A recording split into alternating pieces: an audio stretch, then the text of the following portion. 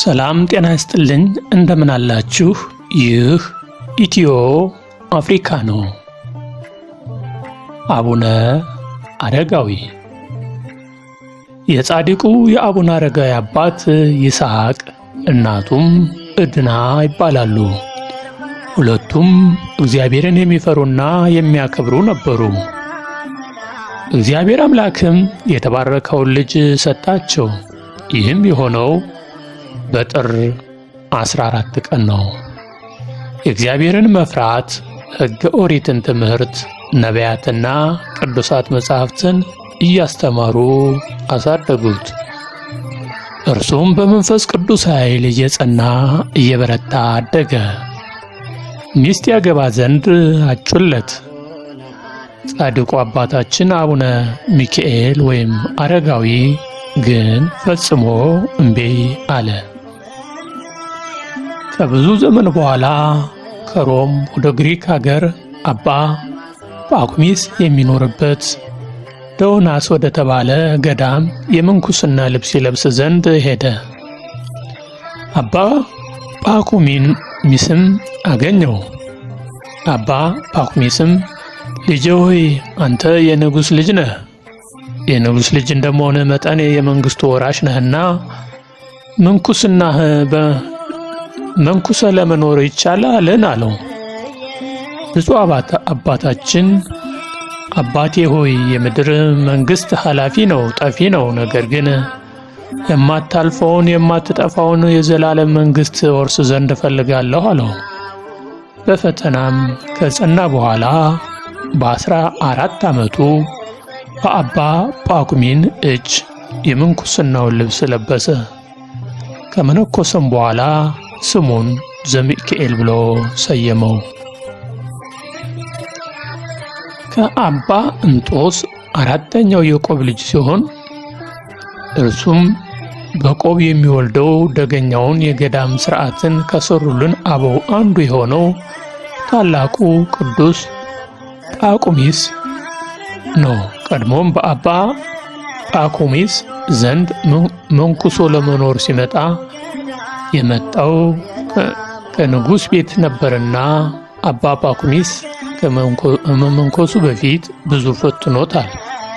በኋላም ገና ልጅ ሳለ በ14 ዓመቱ አመነኮሰው። የምንኩስናም ስሙንም አባ ዘሚካኤል ብሎ ሰየመው።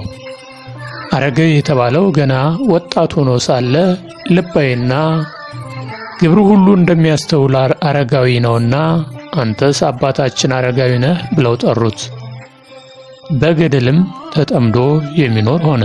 በኋላም ከሁለት ደቀ መዛሙርቱ ጋር ወደ ኢትዮጵያ መጥቶ ከተመለከታት በኋላ ወደ ሮም ተመልሶ ለወንድሞቹ ለ8ቱ ቅዱሳን ነገራቸውና እየመራ አብረው መጥተው በኢትዮጵያ መኖር ጀመሩ።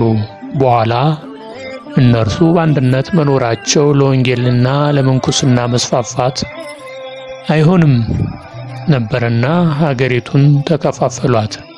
በዚህም አባታችን አቡነ አረጋዊ ወደ ትግራይ በተለይም ወደ ደብረ ዳሞ ወጡና በዚያ በዓታቸው ወሰኑ።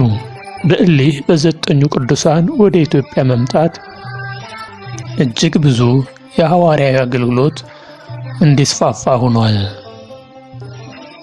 አባ አረጋዊ ወደ ደብረ ዳሞ ለመውጣት በሄዱ ጊዜ የታዘዘ ዘንዶ ከወገባቸው ይዘው አወጧቸዋል። ከዚያም ሲጋደሉ ከኖሩ በኋላ ያማረች ቤተ ክርስቲያን ሰሩና መውጫቸውን ዳህምሞ አፍርሰው ብለው አስፈረሱት። በዚህም ዳሞ ተባለ። ዳሞ ተብላ እንደተጠራች ይነገራል። እርሱም በገድል ተጠምዶ ከኖሩ በኋላ በዚያው ገዳማቸው ሳሉ ወደ ብሔረ ሕያዋን ተሰውረው ሄደዋል። እኒህ ደግ ጻድቅ ከቅዱስ ያሬድም ጋር የሚነገርላቸው ግሩም ዜና አላቸው። እየተራው ዝክር ላዘክር የጌታ ረድኤቱን ምስክር አባ አረጋዊ ጻድቁ አባቴ ጸሎት በረከት ይግባ ከቤቴ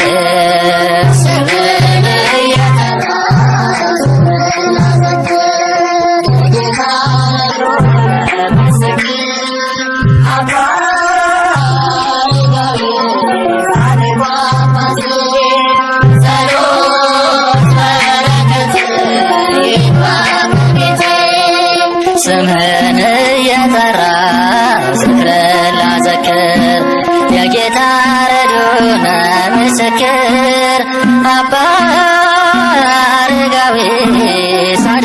አባት ጸሎት በረከት ይግባ ከቤት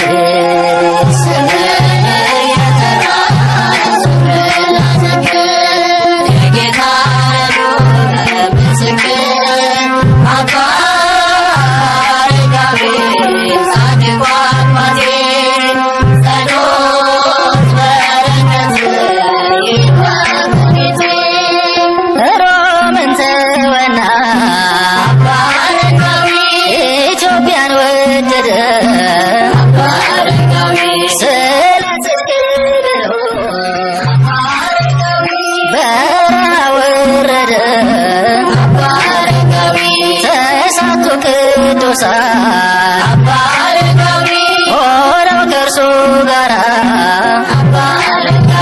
ሲባርኩት ኖሮ የኢትዮጵያን ስፍራ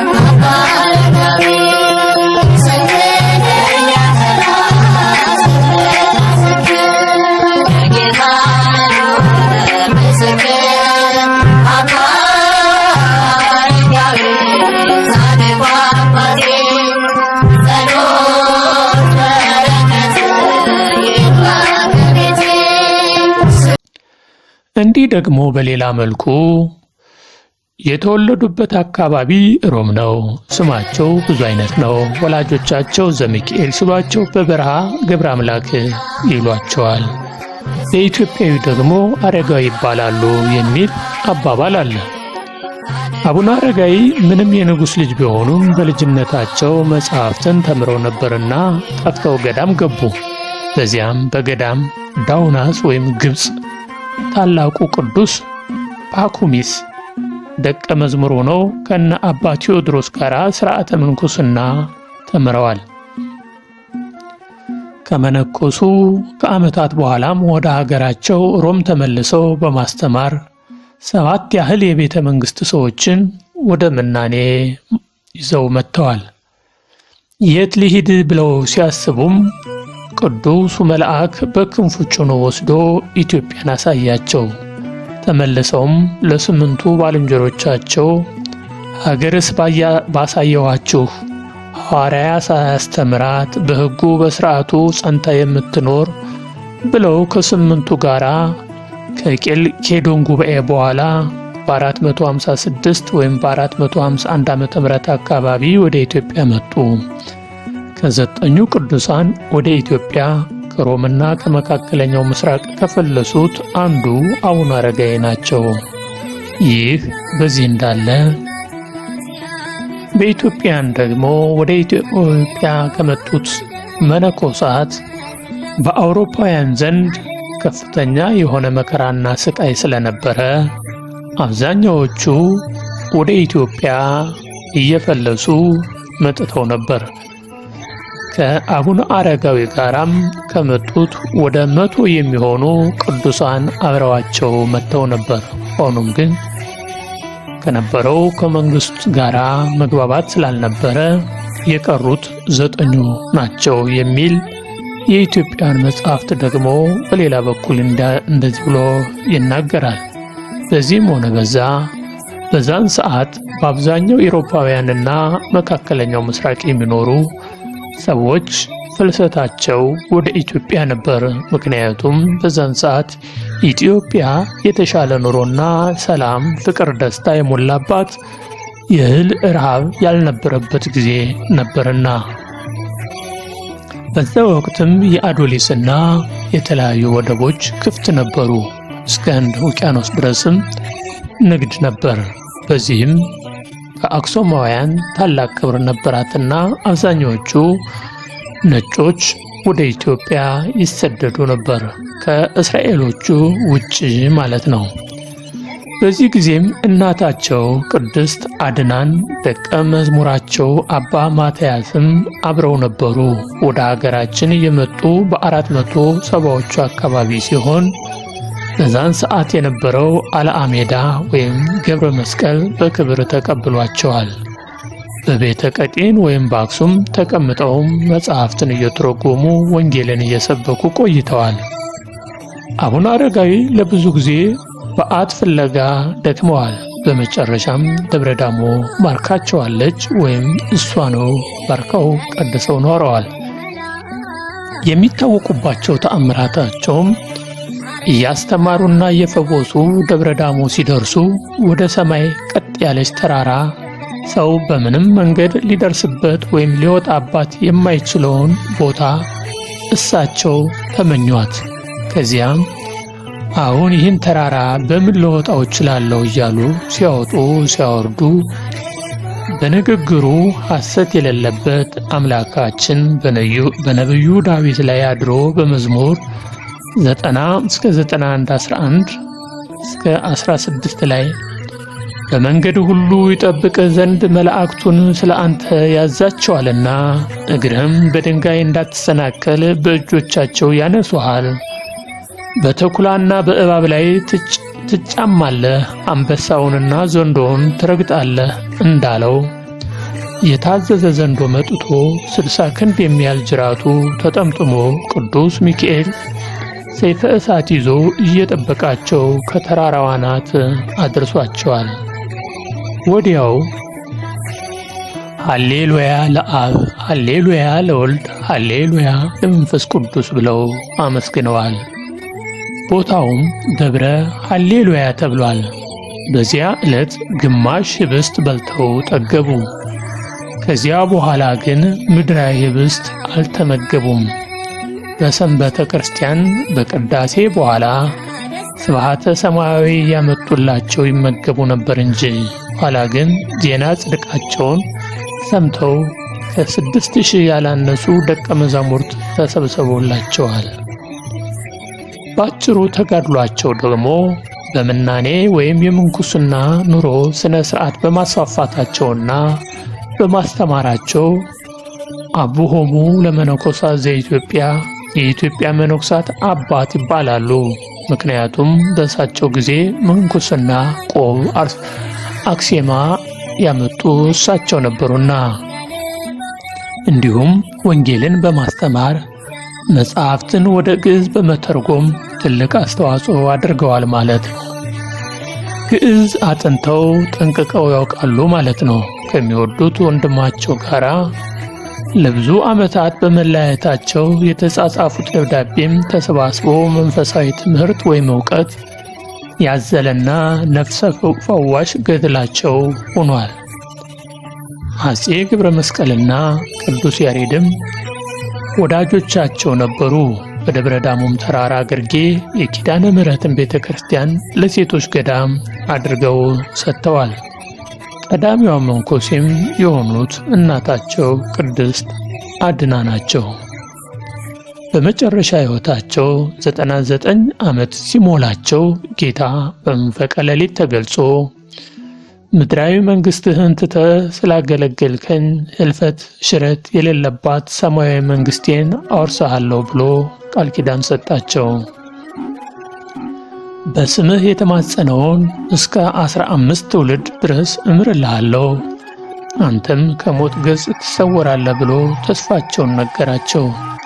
እሳቸው መነኮሳቱን ሰብስበው ከእንግዲህ በሥጋ አታዩኝም ብለው ነግረዋቸው አበምኔት ወይም የገዳም አባት ወይም አለቃ መርጠውላቸው ጥቅምት 14 ቀን በዚያው በደብረ ዳሞ ተራራ በስተ ምስራቅ አቅጣጫ እንደ ሄኖክ እንደ ኤልያስ ተሰውረዋል። እንግዲህ የቅዱስ አቡነ አረጋዊ አባታችን የአረጋዊ ታሪክ ባጭሩ ይህን ይመስላል። ፈጣሪ አምላክ የአቡነ አረጋዊ አምላክ በረከታቸው፣ ፍቅራቸው፣ ሰላማቸው ከሁላችን ጋር ይሁን። ይባርኩን፣ ይቀድሱን። ፈጣሪ አምላክ ከሁላችን ጋር ይሁን። አገር ውስጥም ውጭ ሀገርም ያላችሁ የእግዚአብሔር ቤተሰቦች ሰላሙ፣ ፍቅሩ፣ ደስታው ከእናንተ ጋር ይሁን። አሜን።